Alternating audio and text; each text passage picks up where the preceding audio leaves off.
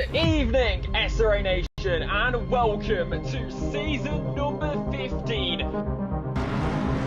Round number 1, we are back for the summer. We have got one heck of a season coming our way.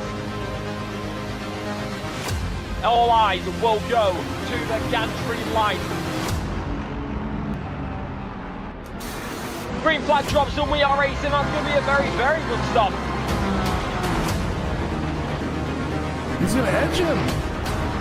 We've got two generations of Ferraris going side by side. Goes to the outside. Very late break to the outside. What is going to happen? What is happening? Trying to hold on to it. Free abreast for a square. Alexis looking racy. He's gonna hold him tight. Oh my God. And we're off and away for SRA.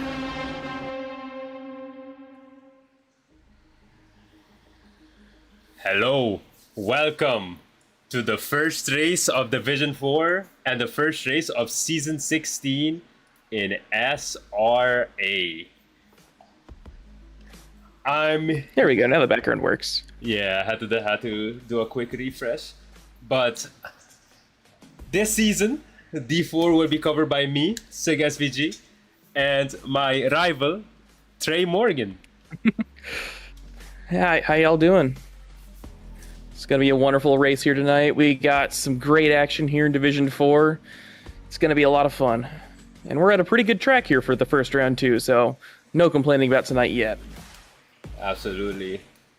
For those who haven't seen the season calendar yet, today's race, of course, is Silverstone. The iconic British Silverstone. track.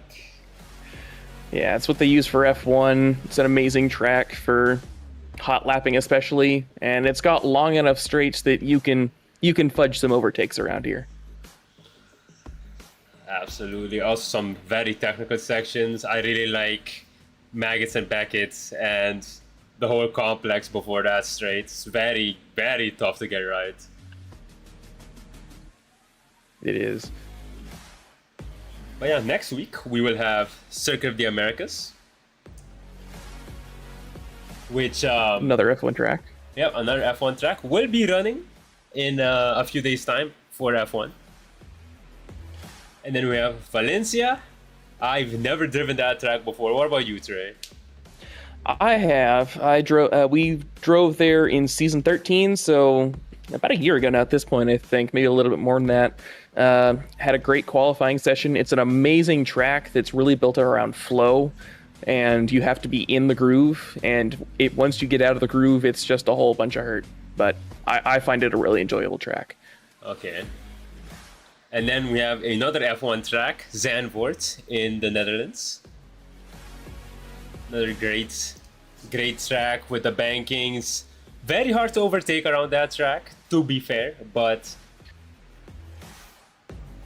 Yeah, it is, especially since the ACC version doesn't have all the bankings, if I remember correctly. It was done before they did the resurfacing to add in the crazy banks. Mm-hmm. But that will be a variable weather circuit, so it won't be... It'll still be interesting, especially if it starts raining midway through the race or stops raining midway through. Yes, so this stage is going to be more important than ever on that track. And then after that, we have probably what I consider the hardest track in this game, Mount Panorama. Yeah, I would definitely agree with that. The entire second sector is just a whole bunch of switchbacks with no runoff. So it'll be a fun track, a real endurance track, or a race of attrition. Yeah, absolutely. There was Multiclass Mayhem last season. It was the season finale for Multiclass Mayhem. And needless to say, not everybody survived the 45-minute race. Definitely brought the mayhem in. And then we have a wet Suzuka, another F1 track. And another track with, I think the theme of this season, there is a lot of track with a bunch of S's. When you think about it, there's a lot of S's in the calendar. There are. Although, to be fair, S's are kind of a cheat code to technical stuff, just because it's really, it's you don't have to think about it as much when you're putting it down, but you have to think about it a lot and how you take the corners. So I'm not complaining too much, although my rear tires will be by the end of these races. Yeah, especially when you're behind the wheel of an NSX. Mm-hmm. Yeah, it'll be fun. And then we have a 1 week break, I believe. Yes. Before we go to Brands Hatch, another very difficult track, very technical, a lot of blind corners. Yeah, made worse by the fact that it's a night race and there are no big spotlights there, so the entire race you're going to just be kind of hoping that you haven't missed something, because there's going to be nothing to help you but your headlights. And then finally, Misano World Circuit for the season finale. I personally have never driven that track either, so I think Trey can give you the lowdown on how this track flows. Yeah, that was dives. Yeah, that was another track for season 13 that we raced at. It's kind of similar to Valencia in that if you're not in a rhythm, it's very hard to do. But that entire top section of the tee, so between turns 10 and 12 or 13, is supposed to be flat out. It doesn't look like it should be with all the corners, but it is, as long as you're not like 3 wide, I guess, through some of those corners. But it's really hard to keep it on track at Misano, or at least it can be. But again, all of these tracks are going to be a lot of fun in terms of racing. Absolutely. Let me quickly check on the server. Okay, nobody has joined yet. The driver's briefing is still in progress, but now we can go into detail with our first track of the season. Yeah, so like we said before, we are at Silverstone. We are in England. No dreary rain. We are full bright sunshine today. So not as much chaos as we might see for like the F1 races or a normal endurance race, but it's still going to be a lot of fun.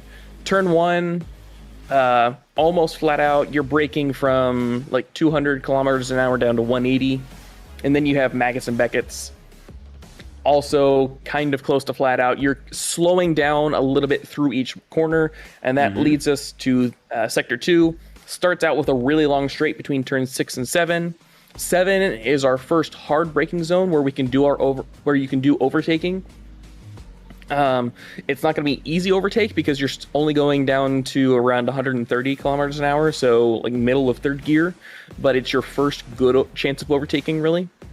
Yeah. And then we go to the start of the F1 track, or the F1 circuit. So in F1, our turn 11 is actually turn 1. Yes. But so that might be why you think it's a little bit different from how you see it in the F1 races, but it will still be a lot of fun. Turn 8 is another great overtaking zone. And then once you get through that technical section of turn 8, 9, 10, turn 11 is... Or is it still... Yeah. I think that's cops, yeah. Yeah.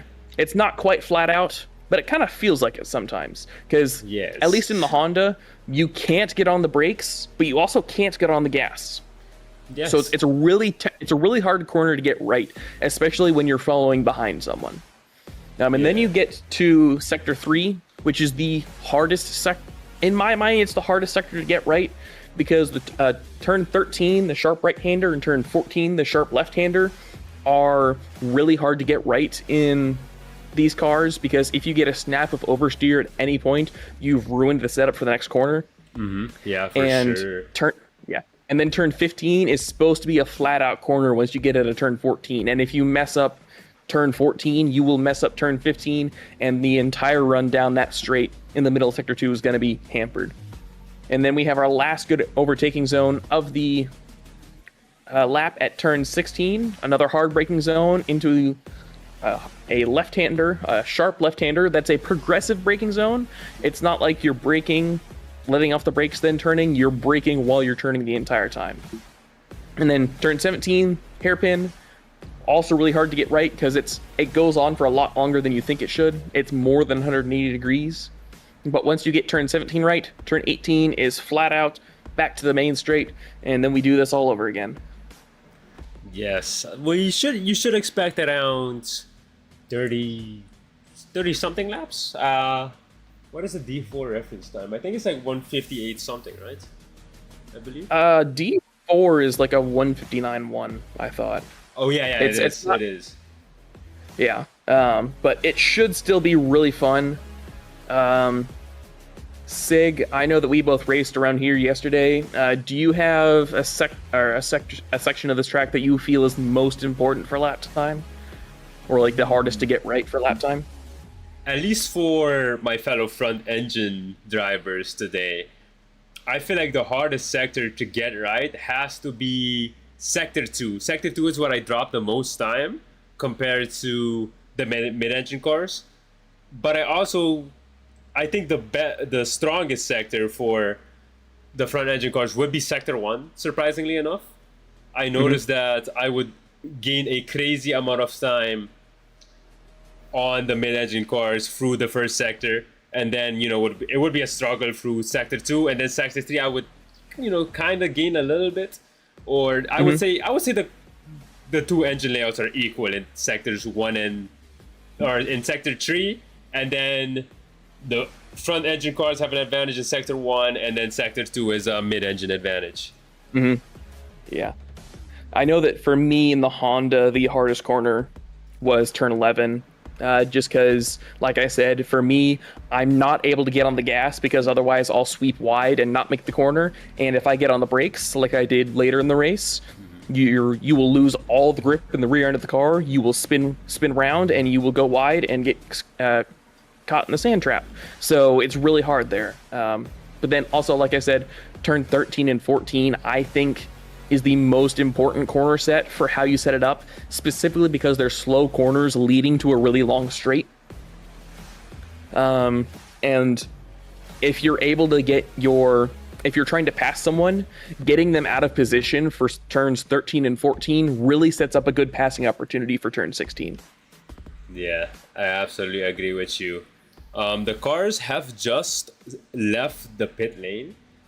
They are about to start. Or not about to start, but they are currently on their out lap. So, what do you think? Do you think we should go over the drivers real quick, or I feel like we should probably go through it as we go through quali. Yeah, well, everyone will get their time in the grid walk. So let's go ahead and view the drivers.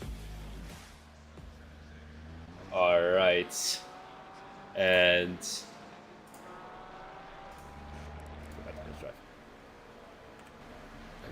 all right, so who is our first driver out on track today? I believe it is Heisner. Heisner? Let me see if I can... Mike Heisner. Number 229. In this wonderful, wonderful Porsche. Yes, here it is. With Garfield. Yeah. So Yes. to those of you who don't know, and who missed our livery reveal stream, which I will only minorly make fun of you for, as we see Heisner go wide. The livery theme for this season was superheroes and comic books. So people who wanted to make their own custom liveries for this season, or wanted someone else to make their own custom liveries for this season, they made it based off of comic books and whatnot. And so we will point those themes out as we go along. Like we said, Mike Heisner and his teammate, I think he has a teammate anyways, chose Garfield, which is an amazing theme. I know that there's a lot of Spider-Man and Batman liveries, as you would expect. There's some spoof liveries, like I think I need to find him, but there's one based off of the spoof guy called the Tick. I will try and find him. That livery, we can show it off later. Yeah. I know of at least one driver. If I can find the Ferrari right behind Heisner, he's rocking a... Yeah, that it is. Dario Ferrer. Him and his teammate are rocking a Speed Racer inspired livery. In this case, Ferrer is rocking the Mach 4 with the red and white accents, and his teammates, we will have to look for him later, is rocking the Mach 5 livery, which is white with red accents. A personal favorite of mine. Yeah. There's a lot of good liveries this season. There's always good liveries in SRA. I can't say that one year is particularly better than the other than people maybe getting more either more challenging in what they want to make or just more skilled in what they originally wanted to make. Mm-hmm. But there's always a lot of good liveries. I don't know if there are any in D3 or D4, sorry, but there's a lot of drivers who are made custom number plates. And then here we see an issue between Ferrer and I wasn't sure who that was that went past him. But Ferrer there in the main screen had gone off track and had a blue flag, and he didn't get out of the way in time for the guy in front of him. So in case anyone who doesn't know the rules for our qualifying session, so our our divisions are split into two. Yeah, go ahead. That's for, I think it's Jeremy ran. I could be wrong, but that is that blue tick livery that I was talking about. But our teams are split into two, or our divisions are split into two. So we have our silver drivers, who are allegedly the slower half of the division. Now that'll get updated later, but basically those people are fighting for amongst themselves for a championship. And then we have our gold drivers, who are supposed to be our faster half of the grid, and those guys are going to be fighting for the overall championship. And we have our slower drivers go out first, just so that we can split out who's doing qualifying when, as we see someone off track there. I think that was I think it's Heisner. Yeah, and he just RTG'd. But Taylor Johnston just set the fastest lap for the silver drivers with a 2:04. And is this his teammate? Not sure, but Ty Jackson right behind him, 187 with a 206. Yeah, so we got some pretty good times going on. Yes. Just for awareness, the reference time for D5, so D4, sorry. So about where we would expect our D4 drivers to be is around a 1:59.5. So that's like the lap time that we would expect our drivers to meet. Now, obviously they don't have to, but that's about what we would expect. Mm-hmm. The fastest silver driver was Taylor Johnston. So our current P1 driver, our provisional P1 driver, and he had a 1:59.2. So he has almost a second that he could gain over his current fastest time. Yes, hopping on board now with Tyler Johnston as he's about to round out his lap, as he's going into the penultimate corner. Now for the right-hander, he's currently up 8/10 on his time. Yeah, if he's able to hold it through this final set of corners, he will set a personal best. Although he didn't get the best exit there out of that hairpin. And it is a 1:59.7. Very solid lap time from him. Definitely not his best time, but definitely a great improvement. Let's see who can take pole away from him.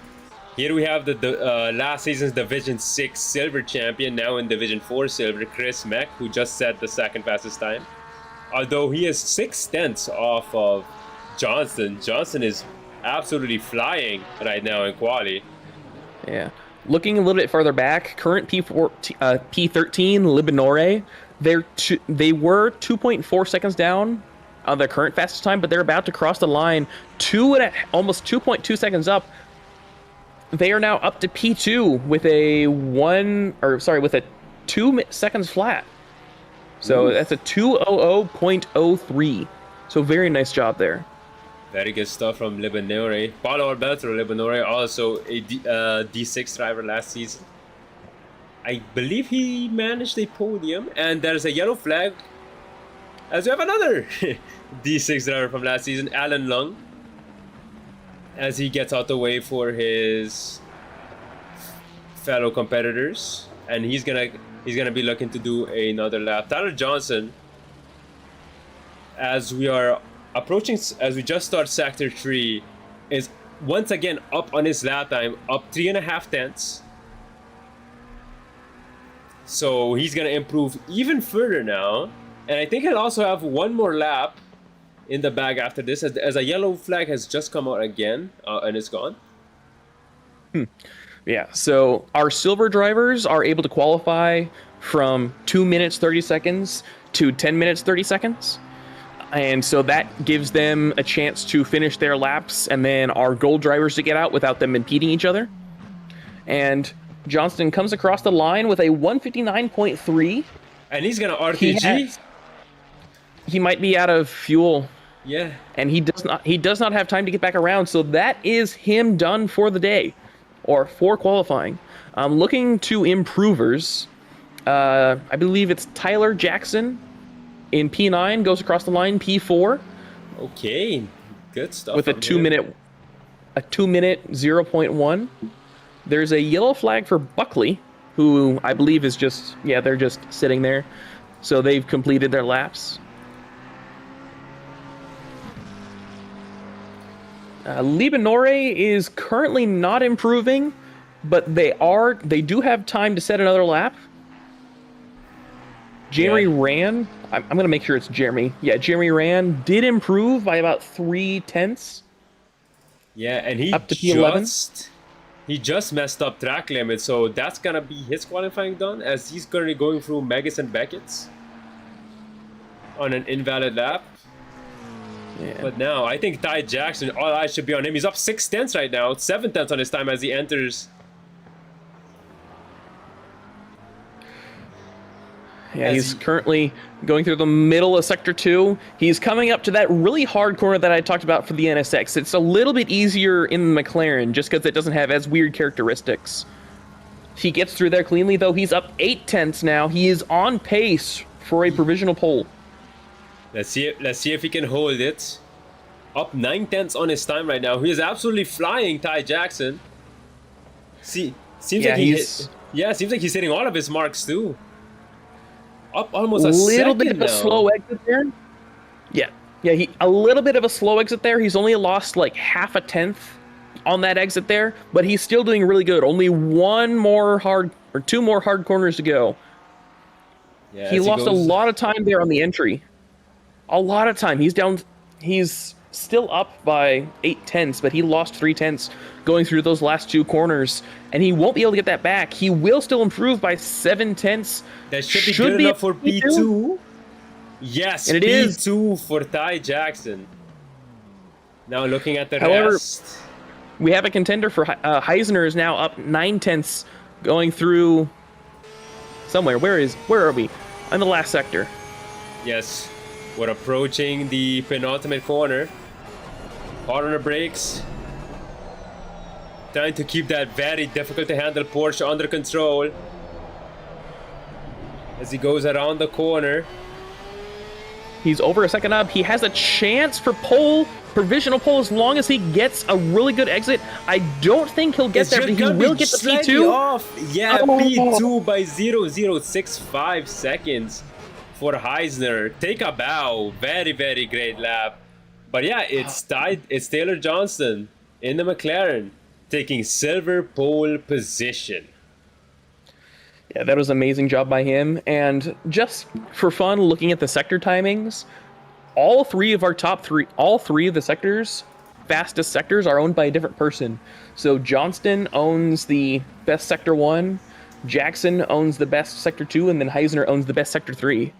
So there you can kind of see the difference in the driving styles a little bit between the cars, or the drivers. Absolutely. And now we have Sean Paul. He's going to start us off for gold. Sean Paul, the champion of D6 last season. Obviously, for those who don't know, D6 is not in this season. It's up to Division 5. Being our slowest division now. But yeah, here we go. We are riding on board with Sean Paul, who seems to not have the proper livery on his car. He has a livery on his car, so it's possible he didn't submit one. I would assume he would have, but either way, a really nice job through Maggots and Beckett's. I think he's still valid, but honestly, I can't tell because first laps are a little weird. Yeah, it is. It does say on the timing table that he is on a valid lap, so yeah, a little bit cautious there through turn 7, I think that was, but a really nice job through turn 8. Gets a little bit onto the grass, a little bit squirrely there through turn 9, but turn 10 is really nice. He's able to stay flat right through it. Next up, turn 11. let's see how he's gonna manage it. A downshift and then hard on the throttle. Yeah, that's exactly what you want to see through that corner. Now hard on the brakes for turn 13. Not to mention the McLaren brakes aren't really friendly towards the driver. Yeah, they're certainly not the worst brakes, but they are very far from the best. But he gets a really nice, clean time through sector 13 through turns 13, 14, 15, and now we're down to the last sector in the last 3 corners. 2 hairpins in a row, essentially. Really nice job through turn 16. Yeah, 16, Yes. 17. Maybe gets on the gas a little bit early. Seems But to he's keep not it squirrely. in track limits. Now across the line. This first lap is good for P13, a 2-minute 797. But the tires still need to warm up, of course. Gale immediately going to P4 there. Yeah, no with a problem warming up his tires. 159.6. He's Absolutely rocking not. the Venom livery, Venom Red Eye Racing. Yeah, he's absolutely flying. With an amazing livery, too. Love me some good liveries. Yeah. So now that we are into the gold qualifying, I will go ahead and look at some of the faster times. So our 2 fastest times in gold qualifying, at least on the practice server, were Hunter Gale and Mac Morgan. Hunter Gale is on the big screen. Mac Morgan is in the little screen there on the bottom right. And he is my brother, so I will have some homerism there. But they both set times of a 158.7 and a 159.1 respectively. Impressive, very impressive. Yeah. Unfortunately, I think Mac's lap was invalidated, so he does not get a banker lap in. Yeah, so he's gonna start his next lap now. We'll see how that goes. Sean Paul currently up 6/10 on his time as he's gonna enter sector 3. Hunter Gale is still improving. Yeah, not by much, but any little improvement is good. He's up currently about 2. Well, it fluctuates between 3 and 0/10. So we'll have to see what all happens out the final through corners. Looking to other big improvers, Galindo is up 1.3 seconds on his best lap. He's currently down in P20. If he keeps on current pace, that would put him right up in the top 5 area. So pretty close. Yeah, Hunter Gale does not improve. Looking at other cars, okay. So we have Gale's teammate, Penkovic. He's currently up 5/10 on his time as he enters sector 3. Around the very first tough corner. Doesn't seem to go as wide as needed for the second one, but the exit seems good. He's still up in his time, so that was a pretty good exit. As we hear the flat He's currently up 6 7/10. roar on the straightaway. Yeah, now into the last 2 hairpins. He's currently 7/10 up, now 8/10 up. And now one last corner, a little bit squirrely there, but that can give him a better exit if he hugs the inside. He doesn't really hug the inside, but he doesn't lose time, so he will come across the line with a very nice improvement all the way up to P5. Good. The silver drivers Meanwhile, have yet to be best of the top 3 silver drivers. Yeah, I'm a little shocked by that. If we look up at the top, the track is now in the optimum level. I'm not sure when it got to the optimum level, but I would expect some of these gold drivers to get faster, especially Gale and Morgan, because they're both about a second off of their personal best times. And speaking of Morgan, Mac Morgan going through the middle of Sector 2 right now is half a second up on his best time, and he is our biggest improver right now. That's up at the top. All right, important to note. Mac Morgan. Let's hop on passenger side with him. As he's gonna get ready to go with the cops. Slight lift. A little bit squirrely through cops, but manages to hold on and improve just a little bit more. There is a yellow flag for Swift, but I believe he was just letting someone by, so not a big issue. Yeah. Mac Morgan currently on pace to get pole by a good margin. Galindo, meanwhile, goes into P2 with a 159.3, only 600ths off of the current pole time. But yeah, Mac Morgan is getting really close here. Ultimate corner. The pace is looking really good. Holding it on the inside. He's hard on the gas. He's still improving. He's up a second on his time as he's getting closer to the line. He's going to have a massive advantage here. He's going to be up by 4/10 on pole. And across the line. Oh, pole position at 158.9. Pole position by 3/8 of a second as he just breaks track limits. Hunter Gale crashed. I'm going to pull this up in the replay on the pip.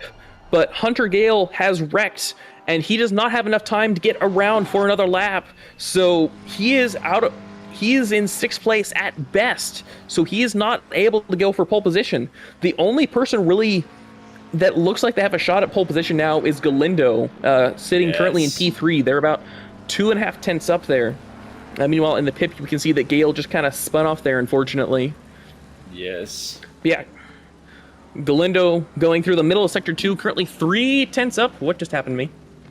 I don't know what just happened to me. But he loses a lot of time there. Yeah, he lost a bit of time. He was around 4 tenths up. That wouldn't have been enough of a pull, but just like a little bit. So he's gonna have to find 2 tenths for these last two corners. Let's see if he can manage it in the Merc. It's definitely not impossible to find time, but it's definitely not easy either. He's losing a little bit of time on, and now he gains time on entry, but he's going to lose that time on exit. He's going to improve, but it's not. It might get him past Johnston. Let's see. Yes. It does. So yeah, that is Galindo P2. Yeah, no one else is really improving all that much. Swift here in P9. Galindo's teammate is up about half a second. That might still be interesting to watch. Penkovic is currently matching his best time. Not finding any improvements. Yeah, he's going to have to find a lot of time here in the last couple sectors if he wants to get a good lap time in. Swift still about half a second up. That will put him into the top 5 category, but unless he pulls something off here, he has no chance of getting pole. Yeah, Penkovic is going to match his time, and now we're gonna put the big screen on. Oops, my bad. We're gonna put the big screen on Swift as he goes through the last 2 corners. Harder brakes here. Pole doesn't seem to be on the cards for him, but he definitely can get himself into the top 5, maybe. As he understeered on the exit there, he's gonna try and cut the corner as much as he can. And across the line for P6. So a very nice improvement there. For Swift. Yeah, Great. That is our qualifying done. That was an amazing job. Morgan P1, Mac Morgan, Galindo P2, and silver drivers in P3, 4, and 5. So a very mixed top of the front here. We will do our grid walk shortly, but first we're going to hear a word from our sponsors. A huge thank you to our SRA sponsors and title sponsors for supporting us here at SRA, as well as support from Documise, a modern business solution for product management. Go to documise.com to learn more today. And support from Retro Saga, a North American-based gaming company that provides accessories for your favourite classic systems, including Nintendo, Sega, PlayStation, and much more. Enhance your retro gaming experience today at retrosaga.ca. And a big thank you to our affiliates, Track Racer. Experience redefined gaming with Track Racer's high-quality sim rigs and accessories. Use code SRATE at checkout to support us. Armamentario, a toolbox for ACC that will enhance your chance to win. Enjoy a fully customizable and enhanced HUD to change the way you experience ACC. AT3D Sim Shop. Upgrade your sim racing experience today with premium 3D printed accessories featuring precision crafted magnetic shifters, sleek cable management solutions, versatile stream deck mounts, and immersive dashboard displays. Their innovative designs enhance performance and style, elevate every lap with top-tier quality and craftsmanship at at3d.net. Go Setups, premium esports setups for everybody. Use our affiliate link on our Discord and take your drive to the next level. Castle and Cauldron, a home-based crafting business specializing in handmade Harry Potter, Fantastic Beasts, and Fairy World collectibles. Magic wands, potions, mini dioramas, wall decor, costumery, cosplay, and much more. Castle and Cauldron is where crafting meets the magical. Visit facebook.com/Castle Cauldron. And from KP Concepts, your source for custom automotive renderings, graphic design, and printing. We spend countless hours making you look all good for the spectacle. Check out kpconcepts.com for more. All right, and we are back once again for the start of the race. So if I can get the... I was gonna say, you could probably just do camera 1 and cover that and use that TV 1 or the helicam. Yes. All right, so on pole, we have Mac Morgan for Team Spoon, a very impressive pole lap. And behind him, we have Galindo, who did a very good improvement, couldn't quite catch Mac in the Unos Racing Mercedes. A very nice looking livery. Behind him, we have the silver pole sitter, Taylor Johnson, in the McLaren number 452. Behind him, we have P2 in silver, with Mike Hessner in the, if I can read it correctly, can't see what the team name is. My apologies. I believe it's Annapolis Mike. Annapolis Mike. I think so. Behind him, we have Ty Jackson in the 282 car. And behind him, we have Galindo's teammates, Brett Swift. And then P7, we have Hunter Gale in the Venom Red Eye Racing. Then we have Jaroslav Koval in the 992 Porsche. Don't know if I can see the livery. Then we have Penkovic in the other Venom Red Eye Racing Porsche. By the way, Penkovic, if you're looking to vacate that number 28 anytime soon, please let me know. All right. And then we have D6 champion Sean Paul in the McLaren.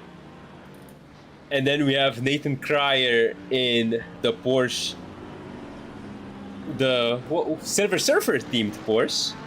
Yeah. Then we have Paulo Alberto Lebanore in the McLaren. Then we have Hohenberger in cutting corners. I believe, no, it is not Mac's teammate. No, his teammate? His teammate is lower down. Also, we are over halfway through this formation lap, so if you wouldn't mind speeding it up. All right. Not to rush. I love showing off people's cars, but we have a lot of cars to get through here. Yeah. Then we have Sergio Lindo in a show I recognize. Don't it was a Spanish show, but we're gonna have to speed through it. Then we have Andrew Dambanglio. Then we have Dan Thibodeau in the Marvel McLaren, a very nice livery, by the way. Walter Giovanoli. Giovanoli.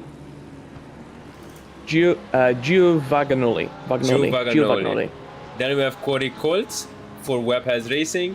Then we have Artie Thompson in the Batman livery, but it doesn't seem to have synced.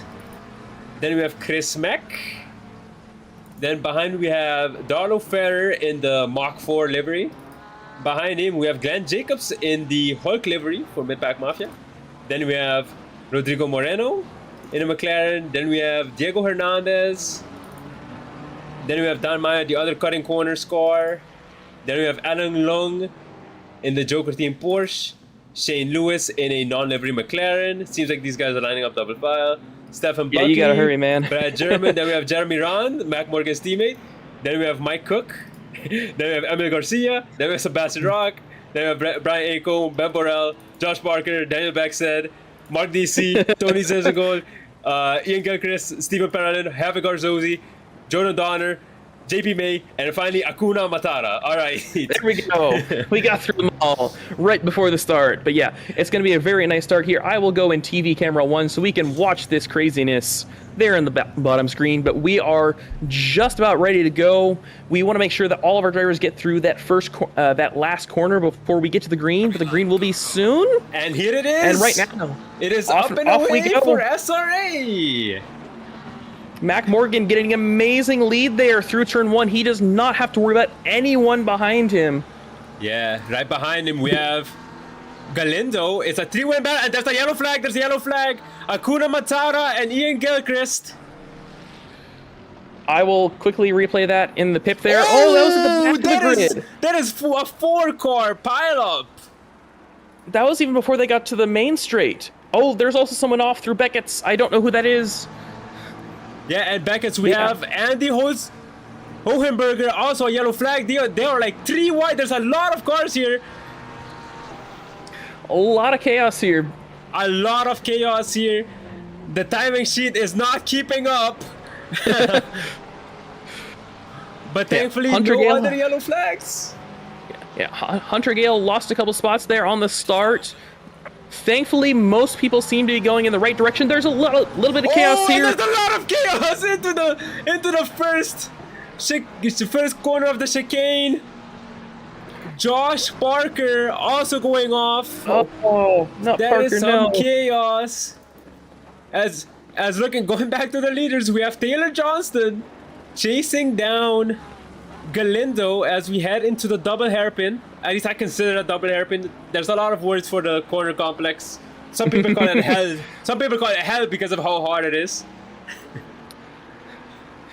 It does kind of seem like that sometimes. We have a lot of side-by-side action here at the back of the pack. A lot of conjumbledness. Most people seem to be staying straight. I'm not sure how much damage there will be from that main straight chaos that we saw, though. There is another yellow flag as Acomb goes way off. Oh, that's a hard hit. I'll show it in the replay here. So yeah, going through turn 15. Gets on the grass a little bit, takes too much curb on turn 15 and just spins off to the inside, and that's a lot of front end damage. And Taylor Johnson, he has a great run on the Mercedes, heading into Megas and Beckett's.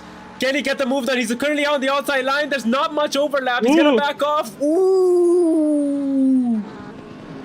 That was very close there. Very thankful they backed out of that, though. And Galindo has gone wide. He's lost 2 positions, maybe more. His teammate is currently coming up behind him.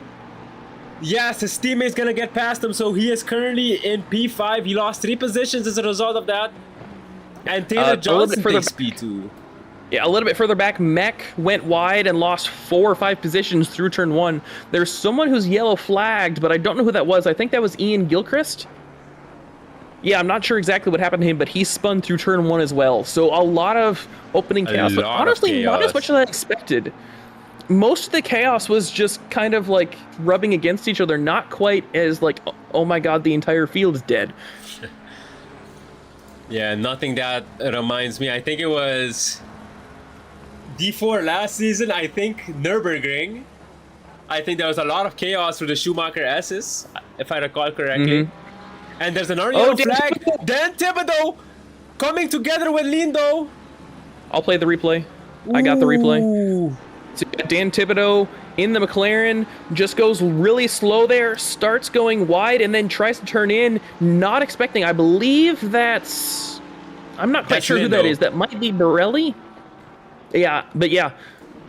Really unfortunate there for both Dan Thibodeau and the guy that he hit. Yeah, that was Sergio Lindo, who has now caused a backup there toward the back of the grid. Looking up front, though, Mac Morgan is 2.5 seconds clear of Johnston. Yeah, he is absolutely flying right now. Definitely wants that race win. But we'll see how the race progresses. It's too early to call anything. You know, we are just approaching the 5-minute mark. Oh my word. Back at around P30, we are in an absolute giant train here. Ooh. Yeah, time to follow the cars going 3 wide everywhere. Currently in the mainstream, we're following the Galindo train because it is a 1, 2... Oh! Yellow flag, yellow flag! Lebanore is in the wall, and there's even more chaos! Oh no! Cook, Borrell, and Long also having yellow flags. So, more chaos. I will be playing the replay for Paolo Alberto Lebanore. Let's see what happened here. Okay, going wide on the entry of turn 1, and then as we head into Megas and Beckett, there's also more chaos. JP May and Pellegrin are off. Ooh, just losing the car. A little bit of a self-delete. And oh my goodness, more chaos in the pip. Yeah, there was so much going on. So Stefan Pellerin and I'm not quite sure who that is. That might be JP May. Yeah, JP May got together. Mike Cook and a whole bunch of other drivers got together going through turn 11. I wasn't able to see who all that was, but that was massive chaos there. I'm not sure if anything happened out front. But yeah, there's a whole bunch of chaos. We were so almost clean through through lap 1, and then all of this chaos just starts happening in a couple minutes later. Absolutely oh my gosh. Crazy stuff happening right now. I want to take a breath, but I'm worried as soon as I do, more chaos is going to happen. What a start to the season it has been, folks. Galindo still chasing down, or he's currently chasing down his teammate Swift. Oh my word. Look at the damage between on Borello and Bexton's car here in the pip. So I currently have Bexton, who's absolutely trashed. And then Borello here is also trashed. Look at that rear end of the car. I don't know if it's easy to see there in the pip, but it looks like he is... The whole car is just messed up. That's got to be like 2 minutes of damage to repair. It's very unfortunate. Eddie Thompson with a little bit of a slide, but he keeps the car under control. Ooh, maybe not. And now he's going to lose 2 places. Side. Yeah. He might even lose 3 places there. No, I think he's going to be able to shut the door. He's going to be able to shut the door on Colt. As checking back in on the P4 battle. Yeah, we got a nice train there. And for Swift, P4. I don't know if that was team orders, but he lets his teammate Galindo through, but ends up losing position. And he spins himself out of the Porsche! Swift. Oh no! Gale and Swift coming together. Not the best places to let your teammate through. I'm going to do a quick replay on that. Yeah, Swift just... I don't know if he didn't expect Gale to be there, but he turned in for the corner, and Gale, like their corners contacted, and that's not fun. Swift is in the wall, and he is currently now all the way down in P23, so he lost he lost a lot of positions there. It doesn't, yeah, and he's gonna lose a few more positions here to, I believe, Zygmunt and maybe even Hernandez. And now checking in, Ty Jackson currently chasing down Sean Paul. Or actually, Sean Paul just overtook Jackson. The views there's more yellow flags between Namatata and May, or I believe it's Akuna Namatata and Yeah. JP May. I'll play that replay here in the pip. Ooh, and that's big damage. Yeah, so Koval is not staying entirely, ahead. not entirely sure what happened there, but Namatata and May. I cannot pronounce that name properly. It's going to be a tongue twister the entire time. But yeah, him and May had some sort of contact there. It really is just a lot of chaos. Checking back in, the fastest lap of the race belongs to Taylor Johnson, and he's closed the gap to Mac Morgan. Very quietly. His last lap was 2 tenths slower than Mac Morgan, so I think that Johnston might be just having a whole bunch of ebbing and swaying there. So I don't know if he's been consistently faster. We'll see once they get back to the start, though. But yeah, there's been oh no, there's more between Mayer and I believe that was Giovanni. Oh no! Oh no, there's contact. Oh. Yes. That was a lot of contact. Hold the brakes, Mayer. Okay. But yeah, Mayer and I believe that was Giovanni. Giovanni. I think that Mayer or Giovanni, I can't remember who was behind who, just wasn't expecting so much brakes there to happen, and they made contact here. Yep. Really unfortunate.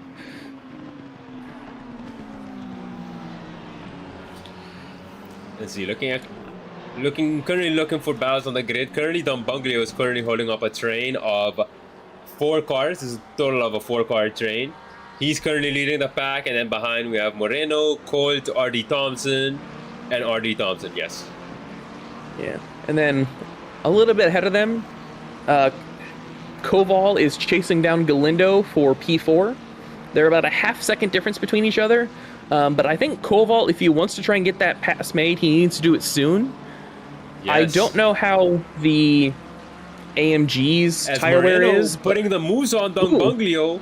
Wait, side by They're side. going side by side. And he gets the inside line. And Don Bunglio, Colt had to take some avoiding action there. But Moreno Don Bunglio managing to go almost through. lost 2 positions.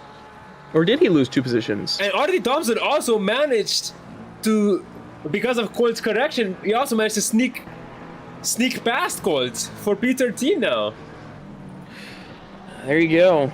A little bit behind them, Garcia got past Dan Thibodeau, and Dan Thibodeau's getting passed again by Mech. Assuming that Porsche brakes can do better than the McLaren, and I would assume they would, but Dan Thibodeau does a great job of out-braking him on the outside, and he holds the position. He will have to keep fighting this through the entirety of Sector 2, though. On the main screen, though, is Jackson and Sean Paul fighting, I believe that is. Yes, Jackson's currently chasing down Sean Paul. Sean Paul, the Division 6 champion last season. Looking to maybe do some damage in Division 4 this season. Yeah. Speaking of trains, there's also another 6-car train going on for P24 with Garzozi leading Mayer, Mark DC, Lindo, Honenberger, and Jeremy Ran. And they are all really close together. Some really great braking. Danner had a little bit of yellow flag, but I don't know what happened. Seems Meanwhile, like back in Garzozi this has some front end damage on his Audi. Yeah, it kind of looks like it. Oh, and there's a yellow flag. It's Ty Jackson. Oh no! What has happened with Ty Jackson? He's off. He spun through the penultimate corner. It's what it looks like. Also, Sergio Lindo is also off. Oh no, I will Sergio Lindo. I'll play the replay for Lindo. I finally recognized the livery. I think it's the Chapolin Colorado. I think it's based on Chapolin Colorado. Oh, yeah, so fortunately for other drivers, Sergio Lindo's thing was just a self-delete, but still doesn't feel good. And yeah, his tires are absolutely cooked, so he is coming into the pits now, and I believe he is our first pitter. All right. And now tuning in to the P1 battle, Taylor Johnston has closed the gap down to 0.7 seconds on Mac Morgan. Very interesting. while you do- Very interesting. Yeah, well, while you're covering that race up there, up at the front, Buckley and Ferrer are fighting. Buckley, I believe, just got past Ferrer. Ryan Thompson just got past Wong Bungleo, and then someone down here also just got past someone else, although I'm not sure who. I think Jackson got past Garzosi, but I could be wrong. All right. And And then just behind the front, Koval and Galindo are about a half second between each other. Yes, Koval did get past Galindo because first there was Koval chasing down Galindo, but he was able to get past. Galindo doesn't seem to be giving up on that position yet. So let's see. Oh, there's another yellow flag. Flags. It was Swift. He was driving really slowly. Oh! Stefan Pellerin just absolutely rocked Sebastian Rock. Ooh. And then, or was it Lewis, or was it Rock ran into Lewis? I'm not sure who. And then one of the other guys, Stefan Pellerin, I believe that was, no, Shane Lewis ran into one of the stopped cars there. So, as Cube would say, penetration followed by unfortunate accidents. And now checking, Garcia's leading a 4-car train right now in P17, and there's another yellow flag for R.D. Thompson. Oh, and there's a big contact with Don Bungleo! That's big contact. Oh, what happened here? I have to go back in the replay. And look at this.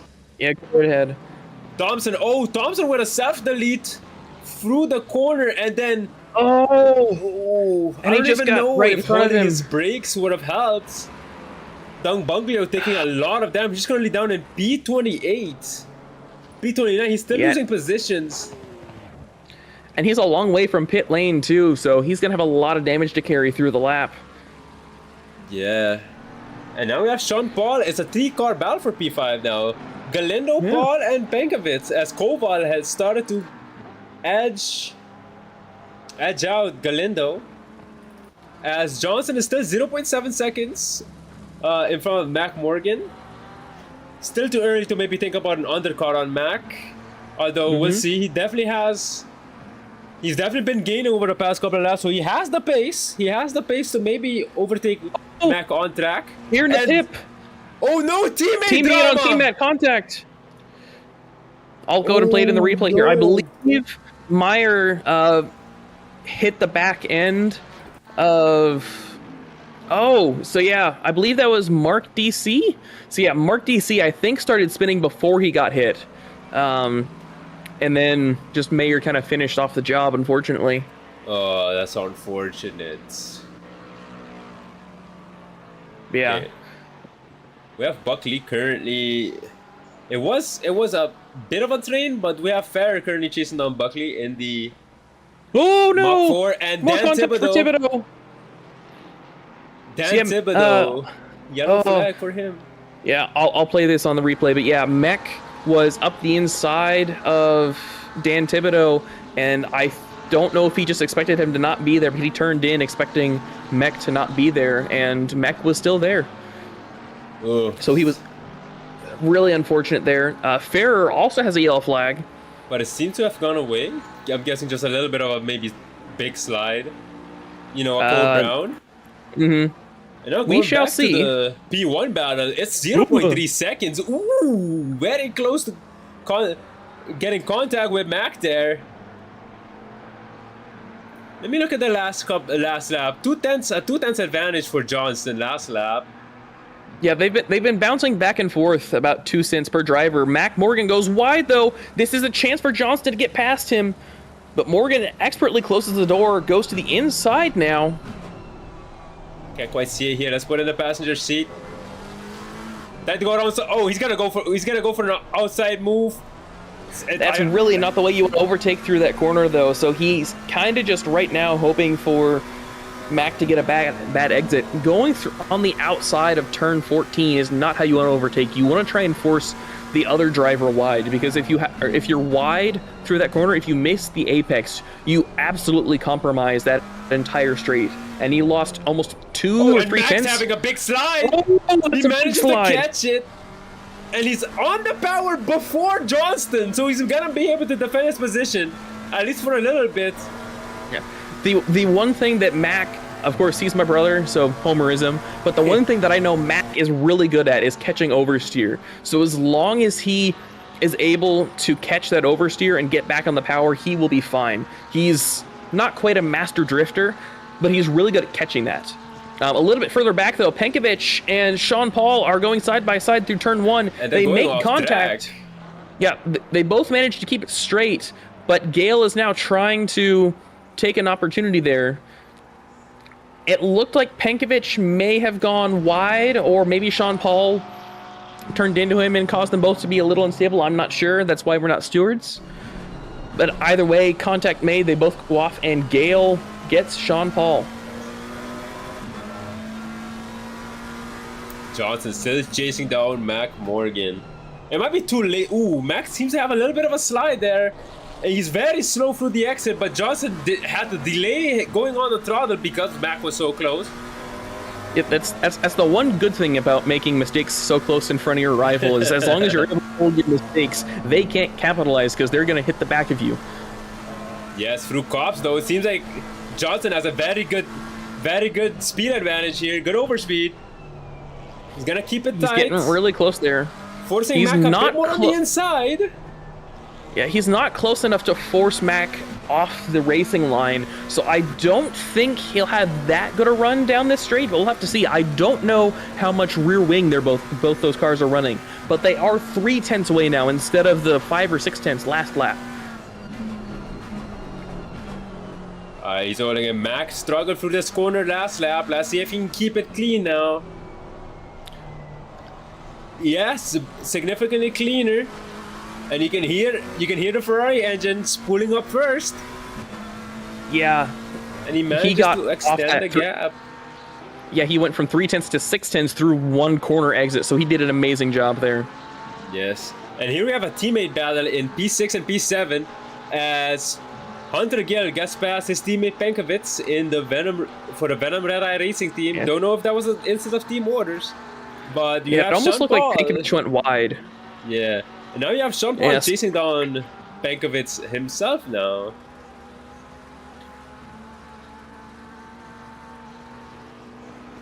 Very interesting battles. Very A little bit interesting farther battles. back, Garcia and Ferrer are fighting. Ferrer had got past someone, and then Thompson got past Ferrer. So I don't know if Ferrer had an error through that last couple corners. Also, Moreno got past Cryer. I will go ahead and show that. Oh, that was through Maggins and Beckett. That was a pass around the outside of turn 3. That's one hell of a move. That's an amazing move there. Hats off. Yeah, but continuing to watch this battle out front, Mac has extended that gap back to over a second. So Mac definitely has not lost his fight for this race. He wants that win. Absolutely. Since it's your birthday, do you know if he's ever won a race in SRA? Yeah, he's won 2 races, as a matter of fact. So he does have experience in battling for the lead. It's not like this is something that he's never done before, and that does have a distinct advantage. I don't know if Tyler Johnston has fought for race leads. I would assume he has with how fast he's been today. But absolutely, having experience fighting for that win really helps a lot because you don't have quite as many nerves because you're not. Oh, and there's what's happening contact from the leaders. It's Bexton, Lung, and Borrell. I'm going to pull up the replay. So yeah, Lung and Hunter Gale's going off as well. Oh no! There's a lot of drivers now yellow P8. So yeah, Lung looks to be doing fine. Oh, and then Gilchrist, or was that Gilchrist, or was it Borrello? Borrello, yeah, Borrello behind Lung hit him going through the penultimate corner right in front of the leaders. And then there was more stuff that happened with Josh Parker, but I'm not entirely sure what that was. So I'm going to see if I can find that on replay here. Oh, so Parker, thankfully nothing happened. Just a little bit of a brown pants moment through turn 11. Yeah.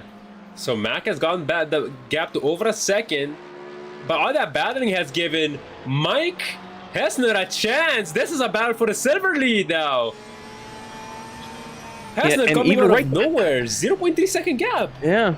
Yeah, and even right behind them, Galindo is only 0.2 seconds off of Koval, so we have a lot of battles here for the top 5. And Johnson's Both gone Heisner wide. and Johnston, Johnston had a very big oversteer moment coming through that corner. Heisner doesn't really get the chance to overtake here through turn 11. Even backing He does off a back bit off. through cops. Probably the best idea. I know from experience following through cops is a really hard thing to do, but that does mean he's going to have a really hard time getting through or getting a good overtaking chance. Now, the one thing that Porsche does have a lot of is short-term acceleration. So it's not like he really needs to be uptight and close against someone to get like side by side. It's just going to be really that end of the straight speed that he's going to be a little bit lacking on compared to the McLaren, maybe. Javier Childers in the chat. I get to watch both Morgan brothers. Oh, hi, Javi.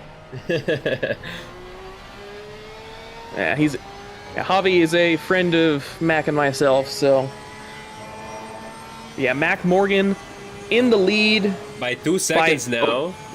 Yeah, that pressure from Heisner has really kept Johnston off. I'm a little bit behind them. Zygmunt got past Ferrer. Sorry, I'm trying to keep track of all the stuff going on in the back. And then we Yes. do have some pitters. I can't see it on race control. I know Gale. Yes, you see him towards the back. So we have Hunter Gale, currently the leader of the people who have pitted. And then you have Glenn Jacobs, R.D. Thompson, Lewis, Sebastian Rocks, Lindo, Dungbuglio, Parker, and Beckstead. Those are all the cars that have pitted in order of position. Yep.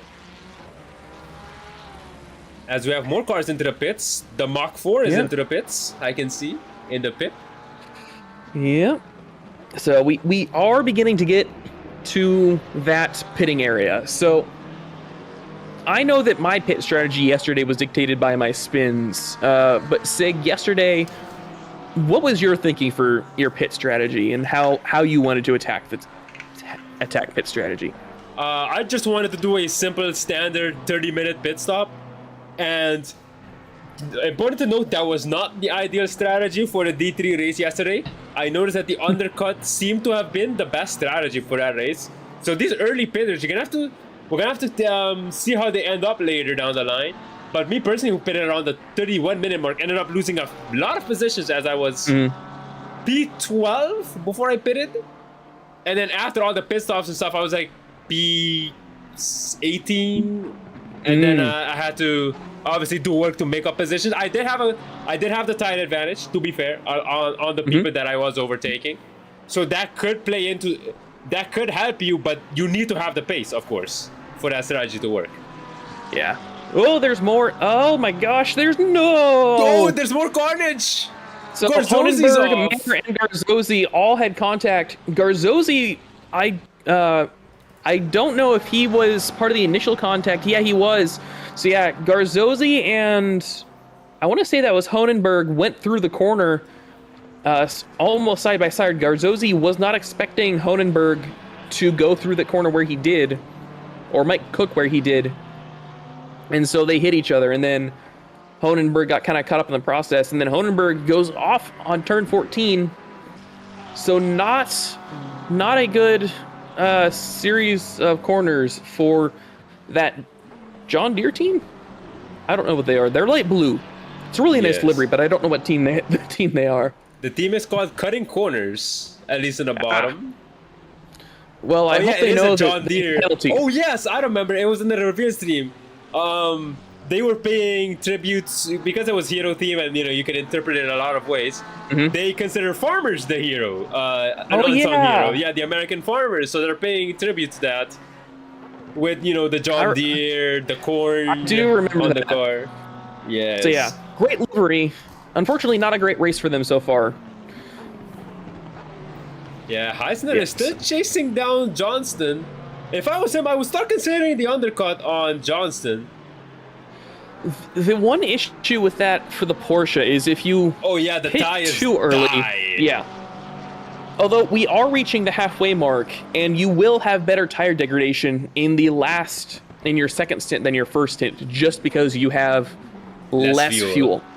Yes. So like you were saying, if I was Heisner, I would pit now. Yeah, we'll see. We'll have Chris to Mack see if is he does. currently chasing down Zygmunt. Oh, both Heisner and Johnston go into the pits at the same time. That does mean that Mac Oh. really wants to pit this next lap.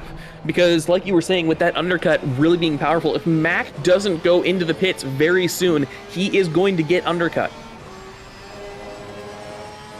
We shall see. But at the same time, because Heisner and Johnson pitted behind each other, the battle is going to be very dramatic. They're gonna, they're still gonna be on each other's heads. So that could slow both of them down and end up giving Mac the advantage, as Mac is currently setting up a move, trying to get a better exit, having some struggles with traction as Sigmund has entered the pits. Yeah, So, I'm going to Mac watch Johnston and Heisner and their pit stops, because who comes out first will entirely depend upon who gets a better pit stop. And so if you stop for too long, then you might have issues. Yes, we'll see. And Johnston is stopped for 34 seconds. Heisner was only stopped for 32, and Heisner has jumped him in the pits. Oh, very Heisner has interesting. jumped And Johnston Mac in with a the pit. big slide through. Ooh, for the first corner, was it? No. This is the start of Sector 3. Yeah, so that was through turn 11. So Mac probably really needs to pit now. His tires are going to be hurting if he doesn't pit soon. And we're at the middle point of the race anyways, so if you don't pit now, you're not really getting an advantage from waiting any longer. Yeah, I 'Cause think you Mac is definitely gonna pit soon. He's currently approaching the penultimate corner, so I think we're gonna see him peel into the pits. Yeah, he's got 2 hairpin issues to go, going through the penultimate corner now. And if we see him stick to the right side, he will be going into the pits, and he does. He does. So as long as he doesn't speed, I'm really hoping he doesn't. Very early on the brakes. Yeah, seems like it was a good pit stop. That was a little close. We're gonna have I'm gonna be honest, that was a little close. We won't know until he gets to the end through his pit stop, but I don't know. I think he'll probably be good, but I don't know. Let's see, Koval currently P2 into the pits, although that was by 11 seconds, and then we have Penkovic also into the pits. So we have a lot of pitters right now. Yeah. A little bit further back, Jacobs just passed. I don't know if he just passed Zygmunt or just got past Ferrer, but I know that there was a change in position there. Yes. And then Hunter Gale, is it Hunter? I think so, yes. Yeah, Hunter Gale is right behind Stefan Peller, and we do have a yellow flag for Mac, but it was very short, so I kind of think it was just a brown pants moment. Yeah, yes. Currently we have Ty Jackson currently chasing down Sergio Lindo in the Chapulín Colorado livery. Nah, this is the first going time up the on inside. track. We get to see it up close. Really nice, really nice. Yeah, of them. yeah.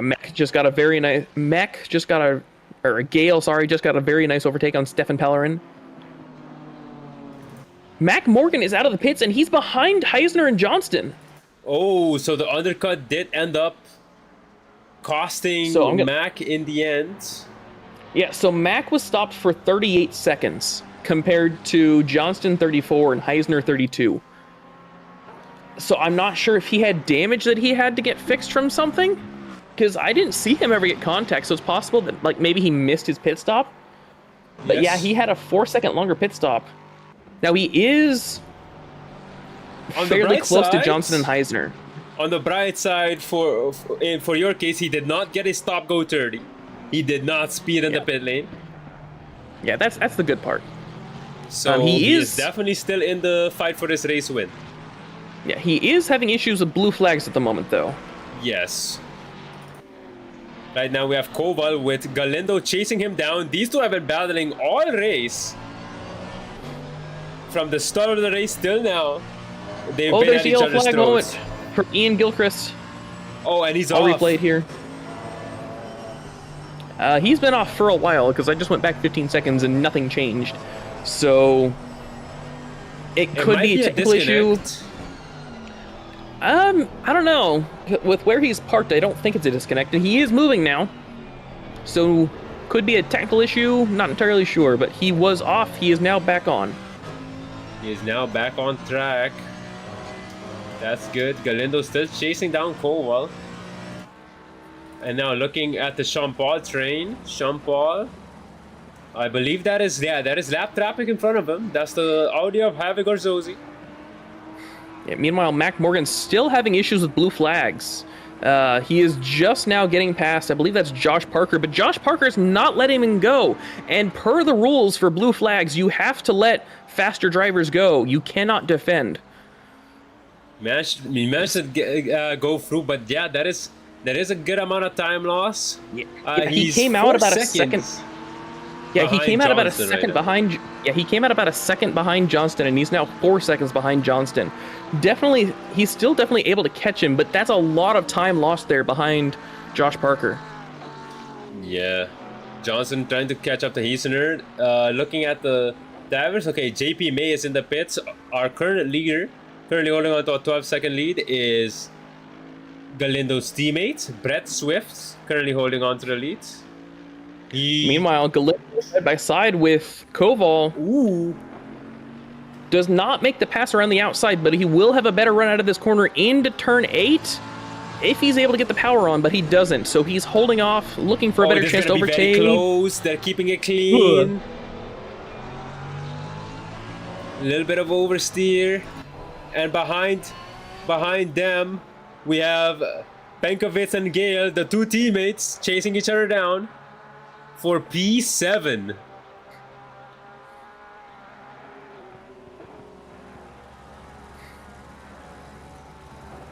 Yeah, now also in there's a battle for P11 between Sean Paul, I believe that's Sean Paul, Cryer, and Garmin. Cryer almost getting into the back of Sean Paul, but there's also a blue flagger right in front of Sean Paul, so that will complicate the battle between these three. Especially depending on how he gives up the positions.